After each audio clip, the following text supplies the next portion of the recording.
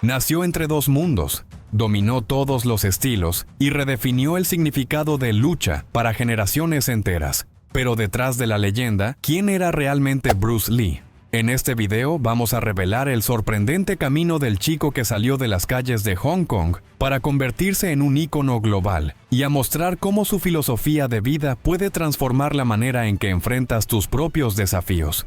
¿Alguna vez te has sentido atrapado entre lo que los demás esperan de ti y lo que tú realmente quieres ser? ¿Has tenido que luchar contra tus propios límites, miedos o prejuicios? La historia de Bruce Lee no trata solo de golpes y películas. Se trata de disciplina, autoconocimiento y valentía para ser uno mismo en un mundo que exige que todos se conformen. Si estás buscando una inspiración real, respuestas prácticas para tu vida, o simplemente quieres entender por qué Bruce Lee sigue siendo tan relevante hoy como lo fue hace 50 años, quédate hasta el final. Este video puede cambiar la forma en que ves no solo a él, sino también a ti mismo.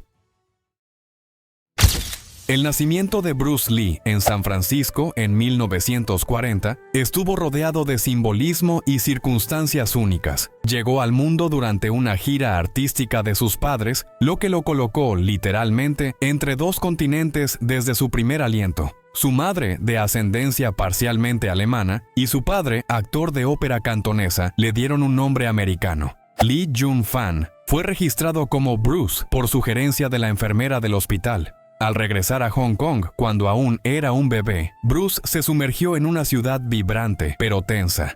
La región atravesaba grandes transformaciones tras la ocupación japonesa y vivía un periodo de reconstrucción nacionalista. Su infancia coincidió con el renacimiento cultural del cine cantonés, del cual formó parte desde muy joven. A los 3 meses, ya aparecía en las películas de su padre, iniciando así una carrera artística precoz y casi inevitable. El Hong Kong de los años 40 y 50 era un crisol social y político, donde las tradiciones milenarias se mezclaban con influencias británicas. En ese entorno, Bruce creció con una libertad poco convencional, absorbiendo valores confucianos en casa, mientras presenciaba cómo el dinamismo occidental se expandía por las calles. A pesar de la rutina artística, la infancia de Bruce no estuvo libre de dificultades. La ciudad aún enfrentaba racionamientos, desigualdad y violencia urbana.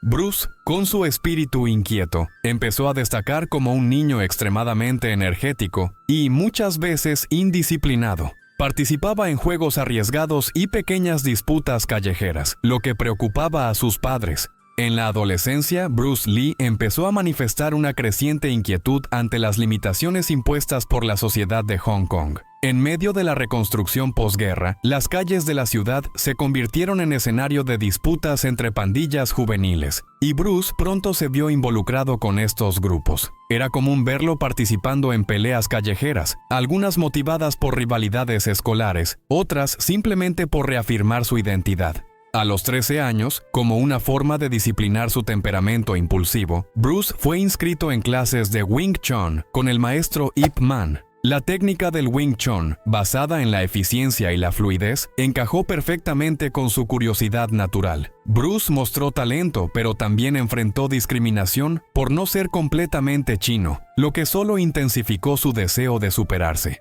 A pesar del entrenamiento formal, Bruce mantuvo su estilo rebelde fuera del tatami. Seguía involucrándose en enfrentamientos y discusiones, especialmente con compañeros de escuelas tradicionales que se burlaban de su herencia mixta o de su actitud desafiante.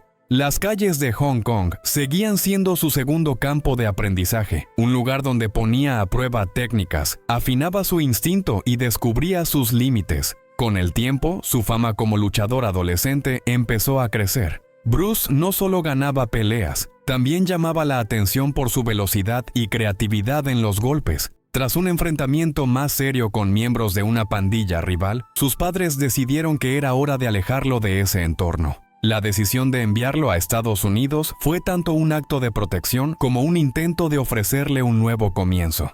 En 1959, con 18 años, Bruce Lee llegó a Seattle con poco dinero y muchas incertidumbres. Se instaló en la casa de Ruby Chow, amiga de la familia, donde trabajó como camarero en su restaurante. A pesar de las limitaciones, el nuevo entorno le ofrecía una libertad que jamás había experimentado en Hong Kong.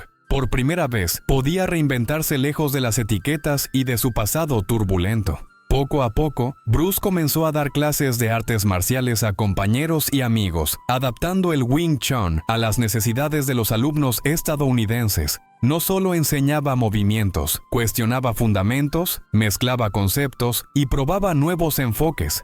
Al mismo tiempo, se matriculó en la Universidad de Washington, donde eligió filosofía como su principal campo de estudio. Allí entró en contacto con pensadores como Krishnamurti, Nietzsche y Alan Watts, quienes influirían profundamente en su visión sobre el cuerpo y la mente. El aula universitaria expandió sus horizontes de manera decisiva. Bruce comprendió que los principios de las artes marciales no se limitaban al tatami. Podían dialogar con temas como la existencia, la dualidad y la libertad interior. Sus apuntes estaban llenos de diagramas y reflexiones sobre equilibrio, vacío y acción sin esfuerzo, ideas que más tarde integrarían su filosofía de combate. Durante ese periodo, Bruce también inició una relación con Linda Emery, su futura esposa. Ella fue una de las primeras personas en comprender y apoyar su búsqueda de un estilo de vida que uniera cuerpo, mente y espíritu. A su lado, Bruce encontró estabilidad emocional y fuerza para ampliar su proyecto.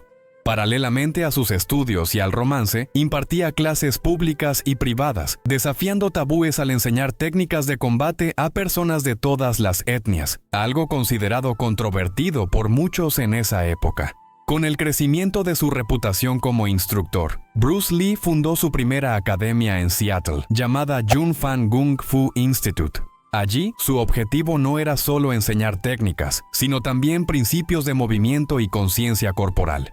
Su enfoque se diferenciaba al integrar entrenamientos físicos con debates filosóficos, algo poco común en el mundo marcial. Bruce animaba a sus alumnos a pensar, cuestionar y adaptarse. La lucha dejaba de ser un ritual y se convertía en un lenguaje de expresión personal. Posteriormente, Bruce abrió academias también en Oakland y Los Ángeles, atrayendo a un público cada vez más diverso. Celebridades de Hollywood, atletas profesionales y artistas buscaban sus enseñanzas. Entre sus alumnos estaban Steve McQueen, James Coburn y Karim Abdul-Jabbar, todos fascinados por la intensidad de sus entrenamientos y la originalidad de su visión. En estas interacciones, Bruce moldeaba su doctrina marcial como un organismo vivo, en constante evolución. La expansión de su metodología no pasó desapercibida por la comunidad tradicional de artes marciales chinas en Estados Unidos. Muchos maestros veían con desprecio el hecho de que Bruce enseñara a extranjeros y rompiera con la rigidez de los estilos clásicos. Este conflicto culminó en 1964 con un desafío impuesto por líderes de la comunidad china. Un duelo privado con Wong Jack Man, otro maestro de Kung Fu. La pelea, rodeada de polémicas, habría durado solo unos minutos. Bruce ganó, pero quedó insatisfecho con su rendimiento físico. Frustrado con su desempeño, Bruce se sumergió en un intenso periodo de autoevaluación. Comenzó a revisar todos los conceptos que regían su entrenamiento, descartando lo que consideraba ineficiente, sin importar la tradición. De esa inquietud nació el Jeet Kune Do, o el camino del puño interceptador, un sistema sin formas fijas, cuyo principio fundamental era la libertad total. No existían estilos, solo adaptación, fluidez y eficacia. En 1966, Bruce Lee consiguió su primer papel fijo en la televisión estadounidense como Kato, en la serie The Green Hornet. Aunque era un personaje secundario, su presencia en pantalla pronto eclipsó al protagonista. La velocidad de sus movimientos, la precisión de sus golpes y su carisma silencioso convirtieron a Kato en un ícono inmediato entre los jóvenes y los fanáticos de la acción. Sin embargo, fuera de las pantallas, ese éxito no se tradujo en oportunidades equivalentes.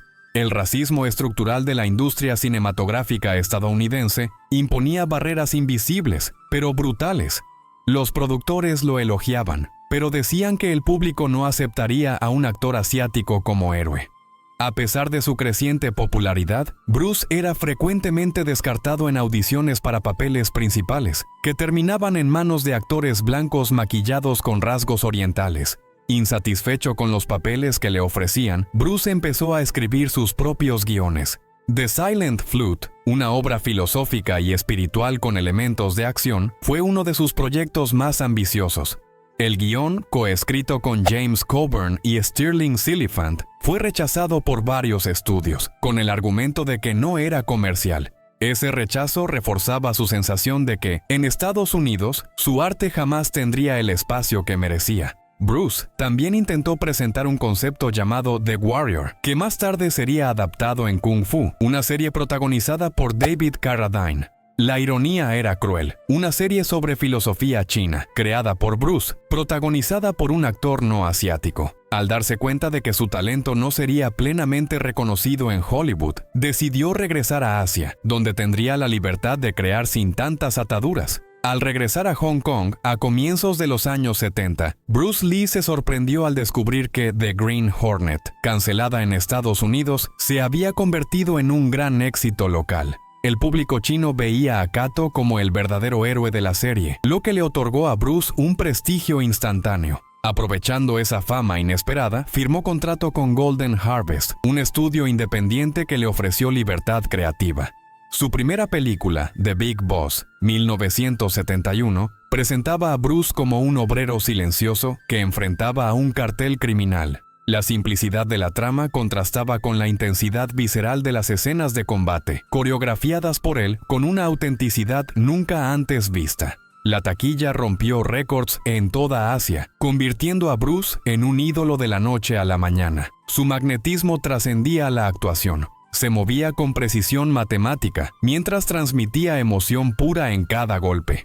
Luego vino Fist of Fury, 1972, que elevó el tono nacionalista y convirtió a Bruce en la personificación del orgullo chino frente a la opresión extranjera. En la trama, su personaje se enfrenta a abusos de colonizadores japoneses en Shanghái, vengando el honor de su maestro. La rabia contenida y la explosividad de los combates le dieron al filme un tono político poco común en el género. Con Way of the Dragon, 1972, Bruce asumió el control creativo total. Actuó, escribió, dirigió y coreografió.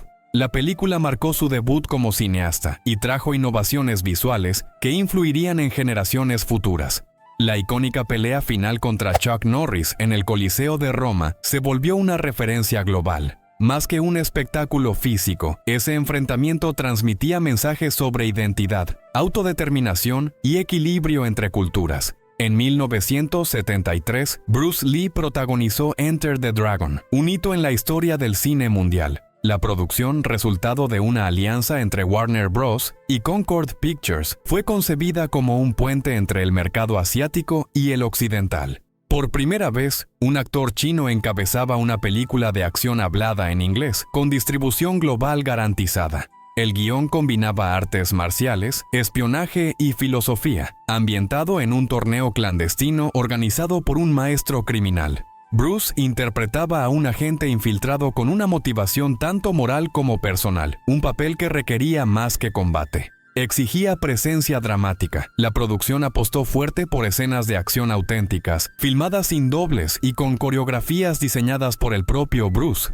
La recepción fue inmediata y abrumadora. Enter the Dragon se estrenó con aclamación crítica y una respuesta entusiasta del público, recaudando más de $90 millones en todo el mundo, una cifra monumental para la época. Bruce ya no era solo una estrella de acción, se había convertido en un ícono internacional. Su imagen comenzó a circular en revistas, juguetes, carteles y comerciales. El impacto de Enter the Dragon trascendió el cine. La película influenció la moda, la música, el comportamiento y hasta el rumbo de las artes marciales fuera de Asia. Muchos jóvenes occidentales descubrieron el Kung Fu a través de esta obra, y las academias se multiplicaron por todo el mundo. Artistas del hip hop, el punk y el rock encontraron en Bruce una figura de referencia, no solo por su físico impresionante, sino por su espíritu combativo y auténtico. Además de artista marcial y estrella de cine, Bruce Lee fue un pensador profundamente influenciado por corrientes filosóficas, tanto orientales como occidentales. Sus estudios académicos en filosofía no eran un simple complemento a su carrera, sino una parte esencial de su búsqueda de sentido. Leía a autores como Lao Tse, Krishnamurti y Alan Watts con la misma intensidad con la que entrenaba. La máxima "sé como el agua" es uno de los pilares de su pensamiento. Para Bruce, el agua simbolizaba la adaptabilidad perfecta. Fluye, se ajusta, rodea los obstáculos y aún así tiene el poder de perforar rocas. Ese principio era más que una metáfora de combate. Era una filosofía de vida. Creía que la rigidez, física o mental, era señal de debilidad.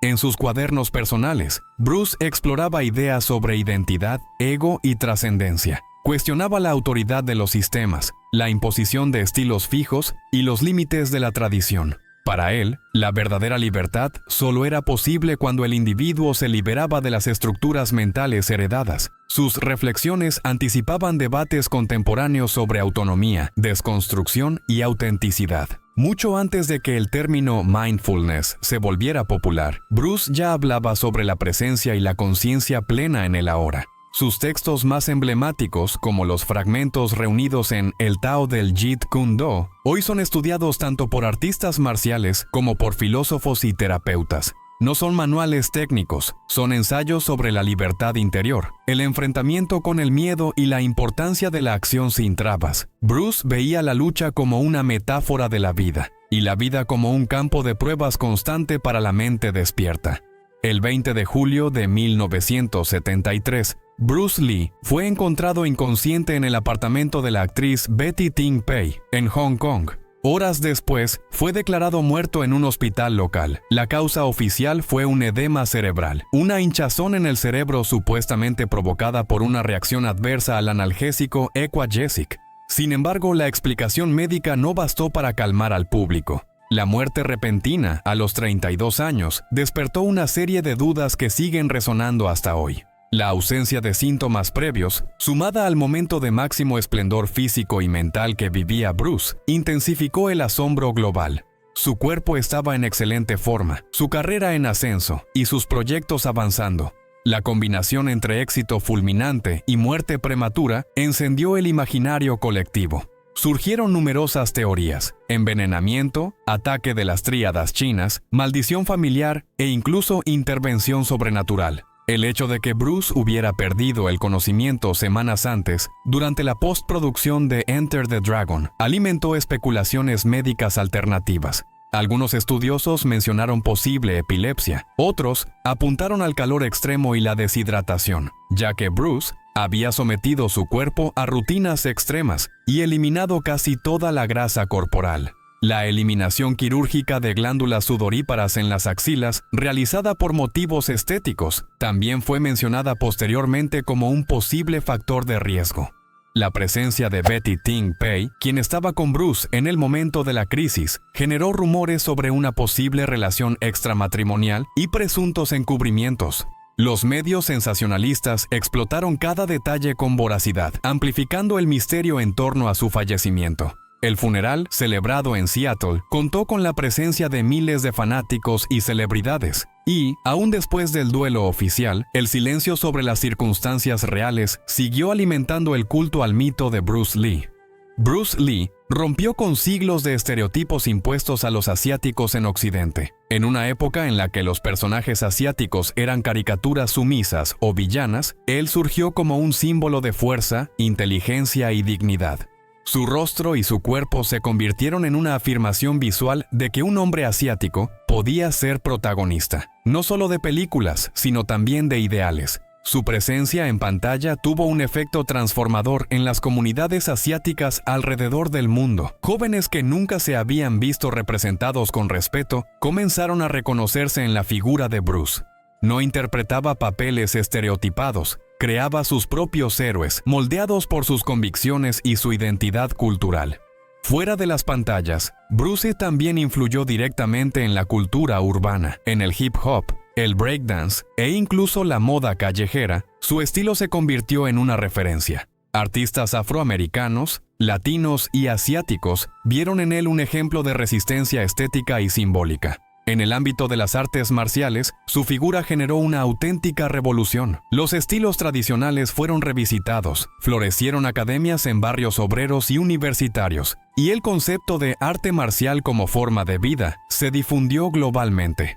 La representatividad que Bruce promovía iba más allá de la etnia. Tenía que ver con la libertad de ser uno mismo, sin necesidad de doblegarse ante las convenciones. Bruce Lee conoció a Linda Emery durante sus años universitarios en Seattle. Ella fue una de las primeras alumnas de su curso de artes marciales, y rápidamente el vínculo entre ambos trascendió el tatami. Se casaron en 1964, en una unión marcada por la complicidad intelectual y emocional. Linda no solo apoyó a Bruce en su trayectoria artística, sino que también se convirtió en guardiana de su legado tras su muerte. Juntos tuvieron 2 hijos, Brandon, nacido en 1965, y Shannon, en 1969. Brandon Lee creció bajo la luminosa sombra de su padre, heredando no solo sus rasgos físicos, sino también el talento para las artes marciales y la actuación. Desde joven mostró interés en seguir los pasos de Bruce, entrenando intensamente y buscando su propio espacio en el cine. Shannon, por su parte, optó por un camino más discreto, actuando como actriz y, más tarde, como directora de la Bruce Lee Foundation. En 1993, Brandon Lee protagonizaba la película El Cuervo cuando sufrió un accidente fatal en el set de rodaje. Un proyectil real, supuestamente disparado por un error técnico, alcanzó al actor durante una escena de tiroteo. Murió a los 28 años, prácticamente la misma edad a la que su padre también partió de forma trágica. La muerte de Brandon conmocionó a Hollywood y marcó la pérdida de una promesa artística en pleno ascenso. La película fue finalizada con efectos especiales y estrenada meses después, siendo recibida con emoción y reverencia. Más que una serie de fatalidades, las historias de Bruce y Brandon empezaron a verse como una línea interrumpida. 2 vidas intensas, creativas e impactantes, truncadas de forma abrupta. La imagen de padre e hijo se convirtió en un símbolo de intensidad y vulnerabilidad humanas. Bruce Lee vivió intensamente, rompió barreras y construyó un legado que atraviesa generaciones. Pero, ante todo lo que logró en tan poco tiempo, queda una pregunta inevitable. Si Bruce Lee hubiera vivido más tiempo, ¿habría revolucionado no solo el cine y las artes marciales, sino también la política, la educación o incluso la espiritualidad? ¿O fue precisamente su muerte prematura lo que lo volvió inmortal? Ahora quiero saber tu opinión. ¿El mito de Bruce Lee sería tan fuerte si hubiera envejecido como cualquier otra estrella? Déjame tu respuesta en los comentarios. Voy a estar atento a todo lo que escriban. Y si quieres seguir explorando historias profundas como esta, suscríbete al canal y activa la campanita, porque en las próximas semanas vamos a sumergirnos en otros personajes y temas que también desafiaron al tiempo, al sistema y a sus propios límites. Si no te suscribes, podrías perder contenido que puede cambiar tu forma de ver el mundo.